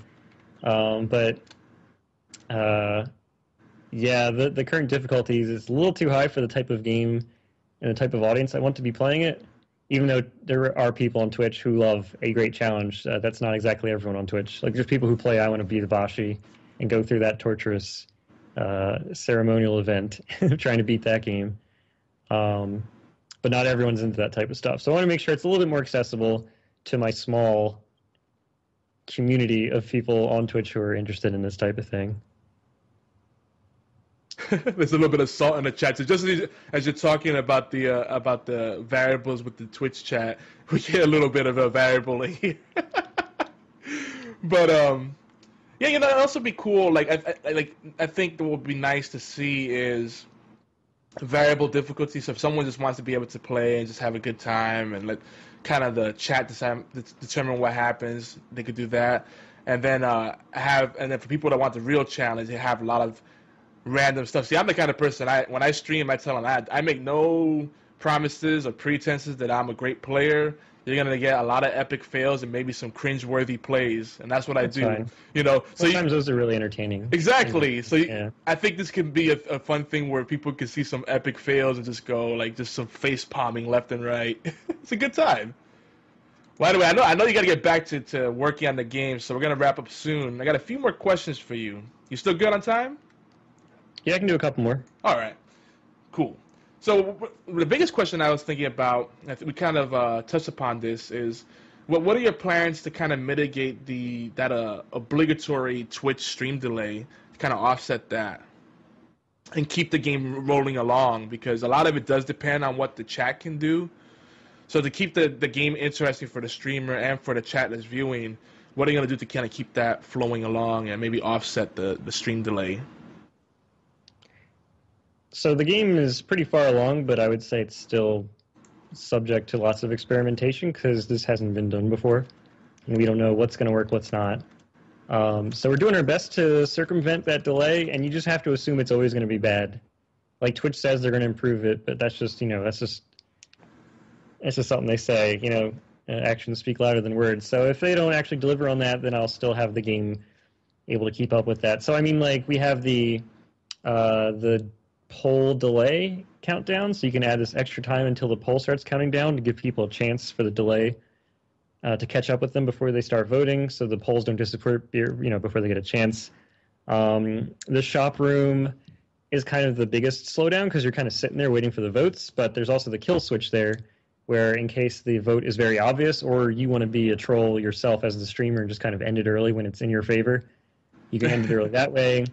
But I mean, you also have your own switches to jump on, so you can kind of have a conversation with the chat, kind of sway them, tell them what you want. And it is the only time in the game where you do get to take a break and think and reflect on things, because the rest of the game is just kind of mashing buttons and just not even getting a chance to breathe. You're just moving from room to room. I mean, that's the whole game was designed around the delay because I knew it existed, back when I was doing it. It actually wasn't as bad back then. When I first designed Choice Chamber, the delay was still down to its 3 or 4 seconds before they made that big video change. Yeah, the transcoders are just brutal.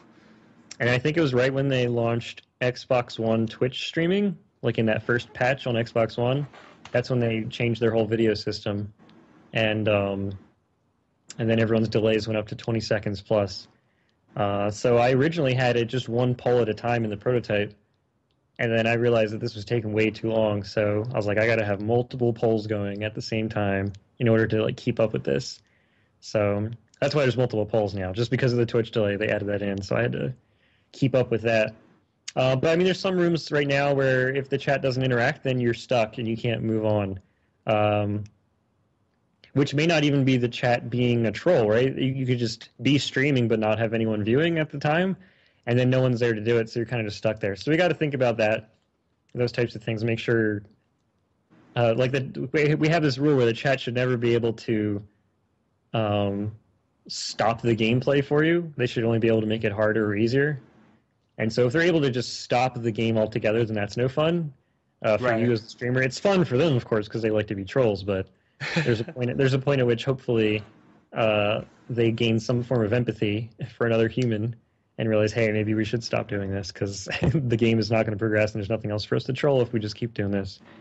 Exactly, and then people won't play that game that you love so much. Every time I stream, people are like, do you stream this all the time? I would like to, but it's not my main game because I don't get a chance to stream as much as I like. But that's almost every time I stream, it's like, finally, someone's streaming this. So the interest is out there. But obviously there's been a few bad apples that scared some of the streamers away at times. It happens. But all right, so as we try to wrap this up, because I mean there's a lot of stuff I want to ask you. I'm becoming a bit of a fanboy. That's fine. but the co-op play, I love the potential Yes. there. Is there, I'm kind of smelling, I'm getting a hint of maybe cross-channel support where you can have multiple streamers playing it together or interact together somehow across their sessions or in the same session. Is that something we could maybe wait for or hope for? That's probably not going to happen because I would want it to be good. And like online play is just not going to happen. That's definite. So you're never going to have like two characters in the same room together playing together online. But then I've been trying to figure out a way to just kind of hook up the two channels, right? So it can read both chat rooms. Yes. Kind of have them somehow influence each other, so at least you get some vague idea of being connected to someone else's room. And so far, all the stuff we've come up with is okay, but nothing's really that interesting for it to be worthwhile. Especially since most people are going to play solo, right? The co-op thing, I mean, there's some people who do like dual streams at the same time. They'll like hop on Skype and both play the same seeded version of something, like Binding of Isaac or other games, that take seeds like Necrodancer or Nuclear Throne. But having some type of feature like that where it connects, it's not working right now design-wise, and it's very complicated as well. Like for how much would have to be reworked in the game for it to accommodate that. Right. And so you have to weigh the amount of work, because that'll push the game back another month or two, just putting that little thing in that only a few people might ever take advantage of. So you have to always weigh that kind of stuff. Right. There's a lot of things that are like they'd be nice, but they're not deal breakers, right? Like right, I think nothing's a promise. Like there's some things I really want to make sure that get in in a good way, like mod support. So the plan right now is to have it so it's just a simple like XML file that you edit, and you can change all of the parameters of the game, and then you can just share that with anyone to do like graphic changes, rule changes, like changing your stats, changing what questions appear, changing how often or which enemies will appear where, or maybe you can just turn it into a boss rush or whatever you wanted to do. Yeah, see, that'd be cool. It reminds me of Unreal Tournament. They had the mutators to change all the different aspects of the game and keep it fresh. Well, see, what I was thinking with that, because I know online support, that's a whole different beast, and that's I agree, but it's better to do it well than just kind of tack it on. But what about the cross-channel support makes sense because you might be hosted by other channels, and people always forget that the channel that's hosted, that you're not in that person's chat. You're viewing their video, but you're still in the person who's hosting's chat. Sure. So it would make sense. Like I dual stream too. Like I stream to my channel, YogiZilla, and then I also Twitch. I often dual stream to the Geeky Antics channel as well. That's our network's channel. Try to kind of hit up both of our audiences at the same time. So it'd be cool to have both of the chats involved, because sometimes people get confused and don't know which chat to go to, no matter what you tell them or what you have up on the Twitch overlay. So I think that'd be cool just to have that, and that's something that people definitely would take advantage of, is getting lots of chats involved in the thing, in the Astral Choice Chamber. I think there's something there, or maybe even supporting Twitter, because that's a very conversational kind of format. That'd be very, very neat. And people start asking, like, what's this hashtag Choice Chamber thing I keep seeing on Twitter? You just died to a purple ice cream pop? What? Yeah, I mean, there's plenty of things that we might be able to do, so we just kind of need to take a look at them and see which ones are feasible. So no promises on anything, but we're going to certainly do our best to get everything in. Well, I won't put you I won't back you into a corner, because there's a lot of things I have on my wish list, but I think we'll leave the rest of that for another time. I think for the next one we'll have a big Q&A and we'll promote it in advance. So we'll definitely be in touch with each other and get some hype going about the game, especially as you get closer to the actual launch. What kind of timelines are you looking at right now? Hopefully it'll be out in March. Oh, okay, that's sooner than I thought. Awesome. Here's open. So we gotta definitely partner up, because I wanna be, and I know our community would love to be, kind of brand advocates for this. I think this is a great idea. You're a good guy. Seem to have a great bunch of people. Any quick anecdotes or anything you want to plug before we wrap this up? I think you've already said it. I mean, you can go to the website, choicechamber.com, pre-order it, help support development, and then you get the beta immediately, so you can start playing like today on your Twitch channel if you have one. Awesome. Well, I appreciate you so much, Michael, aka the one true Mr. Bean. It's been a great chat, and wow, I didn't even think we would talk. I know I told you it would only be like 20 minutes, but we had so much to talk about. I do appreciate your time, and I know everybody's happy to listen to this either live or on our audio podcast feed. There's a lot of good stuff here and good insight into the indie scene. So we appreciate you so much for joining us today. Yeah, well, thanks for having me. All right, guys, and we'll see you later. I will stream more later. I'll probably play some more Choice Chamber, and take care. Yeah, take it easy. All right, we're live now. People are in a. It's funny. Janelle's chat has become the official chat for the show tonight. Everyone's coming in here. We get some new follower hype. No, that's not what I wanted. I wanted them to come to yours, but whatever. It's cool. I love the love's being spread. It's all good. But everybody's like, wait, how come you guys are talking, but it's not syncing up with the audio? That segment was pre-recorded. We're doing something a little different because, it's really hard to get someone to get on a podcast at 8 p.m. or definitely not 11 p.m. at night. Most times people want to try to clock out at 5, 6 p.m. at night. So, Yep. So we just pre-recorded that earlier today. It was streamed live earlier for people that were there. And that's the show. Wait. Oh, now we go a little longer. I can edit out anything. So what do you guys think? Are you excited to check out more Choice Chamber? Yes. I am, especially with some of my trolls that I have in my chat sometimes. Same. Oh my god. I have good trolls though. I do want to say that, like BFT and of course Lord. He's been trolling the hell out of me ever since I've met him. And just there's quite a few people that'll just troll me and will me up in that game. I'm telling you right now. But it's like I gotta set it up though. All right, guys. Next week on Monday, I'm gonna be playing Choice Chamber, so make sure there's everybody there, so you guys can screw me over in a game. Yes, I said it. I really think they love me to death, but be the first chance of we screwed Obi over. Yeah, everybody loves giving me the freaking pogo stick. That's how my runs end. I'll be doing really well, then they give me the pogo stick, die in a fire. Thank you. Yeah, I did like the flaming floor to you or something. He's like, yeah, let's give it a pogo. Oh, let's add more fire pits to these rooms. Okay, there we go. New one in the house. D-Lighter. Delighter. Oh, Delighter. DPL. Mm-hmm. Delighter was like, wait, but B Team is on. Yeah, sorry, dude. The Thursday nights, it's a conflict of interest for us now because on the Geeky Antics Network, we have the Gaming Death podcast, and then we do HorsePLAY Live. So I listen to B Team usually after the fact, unless the Gaming Death podcast is not on. Which, we've been able to listen to B Team the last 4 weeks, so. But they were on today. If we're not streaming, it got to me after about 15 minutes though. I literally, because it's not to the point that it's bad, but Don's mic is so much overpowered than Chris's mic. Well, I hear like Chris sounds like this, and he's like really really quiet, and Don's like, like really usually loud. it's the other way around. Usually he sounds way better than everybody else. It usually is, but she had hers like cranked up to cloud 16 and just blew me out of the water. I was like, good. Like, sorry guys, love you very much, but I can't.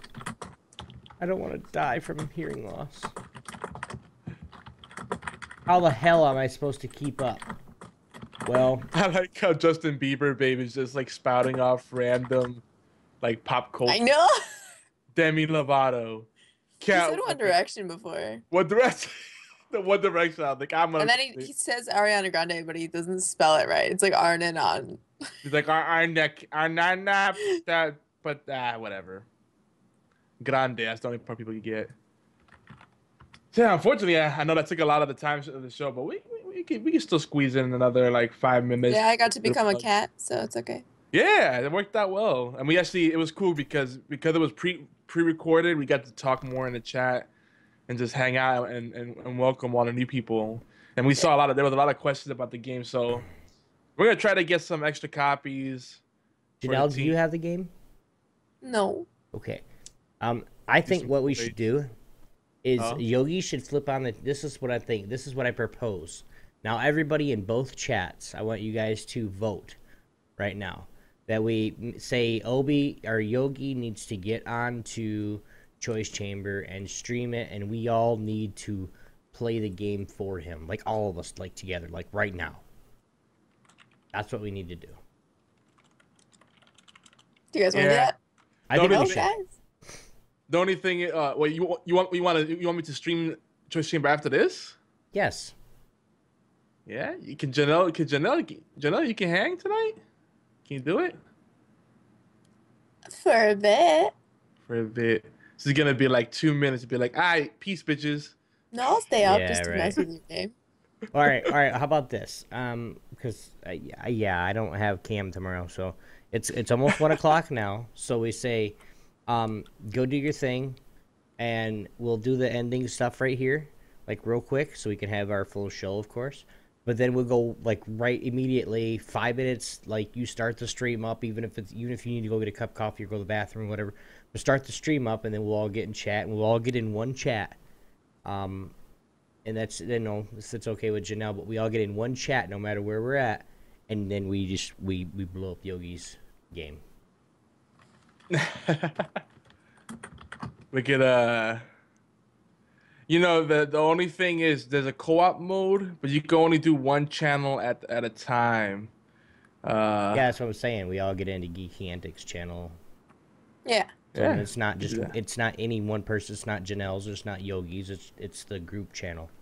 So then we all just have fun and we just destroy you tonight. I'm game. Delighted in the main chat. He's talking about. He said, dude, he left Selena at her prime? What the hell, Justin? You had one job, and that was to bang a young viral Latina? Oh, virile. Before she hits 30, then. Oh my gosh, Delilah is like hyped today. Hey, Janelle, we all want to know what happened to Janelle 1, 2, 3, and 4. The psycho face is perfect. I told you I killed him. I like that emo. That's really creepy. Holy crap. Why? Yeah. It was perfect, You're wasn't mean. it? It's literally called Soda Creep. You're mean. Oh my god. That face. So yeah, so that's what we'll do. We'll start wrapping up the show, and then I'm gonna say like I'm recording too, just in case I like to have the backup recording just in case. And then we'll take like a brief break, like a 2 to 5 minutes, and then we'll come back and we'll stream Choice Chamber. It'll be on Geeky Antics, our team page or team channel. So I just want to make sure everybody has it in their head, and everybody hears it. All right, twitch.tv/Geeky Antics. For those that are in Janelle's stream, come on over. We want to have some fun, and like literally stay in the chat. I'm gonna stop streaming, and then you get up and actually stream. When we stop, we still have some plugs and we still have about 5-6 minutes worth of stuff to do yet. But as soon as that's done, everybody just jump on Geeky Antics and we'll start rolling it. And we're gonna fuck Yogi up, guys. We're gonna do it. We got to. This is paybacks for all the time that Moobot kicked out Janelle number 5 out of our channel. So, Moobot used to be a real jerk. Yeah, Moobot hated you, or he loved you. I don't remember. Moobot was on stalker status. Oh yeah, stalker status. Yeah. So Obi, so earlier today we made people moist, and now Vital Scuck says that we make him or her, I don't know, cringe. Man, you win some, you lose some. Wait. What? Cringe. The chat's really hype right now. It's like everybody's coming in towards the end of the show. Where are we? What chat are people cringing in? I'm looking at Janelle's chat right now. Oh, what? Oh, God. I wasn't even looking. There's supposed to be the P word. Vito Scucks. That's kind of These two dudes make me want to cringe. And your name makes It happens. It happens. What about me? And my cat. Thanks.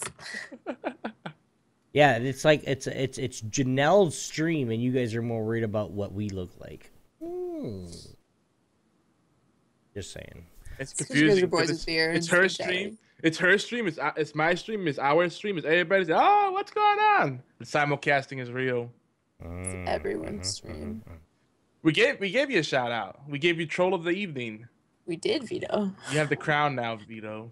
All right, guys, this is the time where we start heading down, but we are going to do this really pretty quickly, so that we can get back onto Geeky Antics, start streaming, and Yogi Zilla is actually going to play Choice Chamber. So, HorsePLAY Live is everywhere you can listen to or download awesome podcasts, including allgames.com. Please take a few minutes out to thumbs up, favorite, subscribe, share. Even better, give us some reviews and comments. It's quick, it's easy, and it really helps us out, even though you guys don't think it does. Thanks to everyone who has been promoting our content. We love you very much. If you guys like eye candy, we have video as well. YouTube channels, YouTube and Twitch channels, and that's youtube.com/geekyantics and twitch.tv/geekyantics. Big shout outs to our Thursday night flagship show over at geekyantics.net, a gaming death podcast. They'll be on Twitch over at twitch.tv/gaming death. That's every Thursday at 9 p.m. Eastern and 6 p.m. Pacific. Yes. But anyway, they're going to be over on that channel and then simulcasted over here on Geeky Antics, or hosted, depends on what's going on. And that's right before HorsePLAY Live at 11 p.m. So, but if you guys want to check out their web, they do have a website, gamingdeath.com. Also, Mondays we have a Pixelated Pints, Fred and Hefe. And that's on their Pixelated Pints YouTube channel, and that's at 10 p.m. Eastern Time, 7 p.m. Pacific. That show is a bi-weekly show, so it is going to be not this coming Monday, but the following Monday. No, I think they're actually this coming Monday. Are they this coming Monday? So yeah, unless I completely derped, I didn't think they were gonna have a show on the 5th. So the 12th, January 12th should be the next one. Yeah, I know they were taking off. So They did a show on December 29th, and then the following day, Fred did Gaming History 101, and we did the Christmas episode. Yeah, so yep, that was a big week, that holiday for podcasting. And then we'd like to invite you as well on Sundays, if you guys aren't doing anything.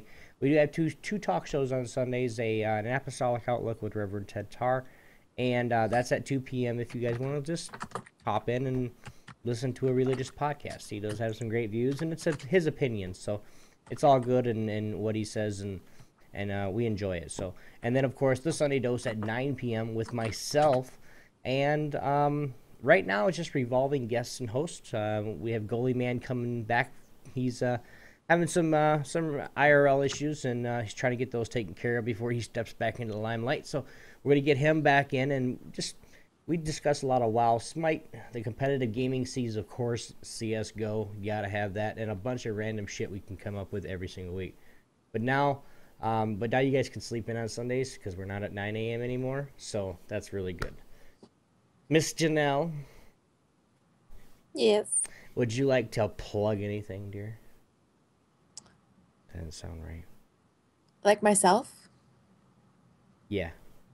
I always forget this. It does not sound right.